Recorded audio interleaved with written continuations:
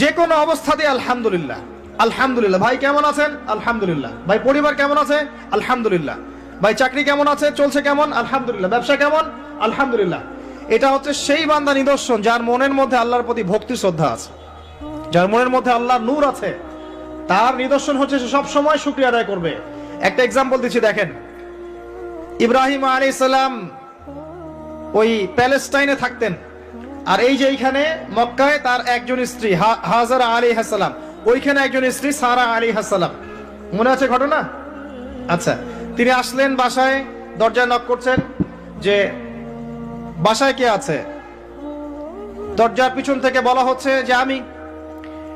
তিনি বলছেন ইসমাইল কোথায়? তখন আওয়াজ আসছে ইসমাইল শিকার করতে গেছে। তারপরে তাকে বলা হচ্ছে তোমরা কেমন আছো, স্বামী স্ত্রী তোমরা কেমন আছো?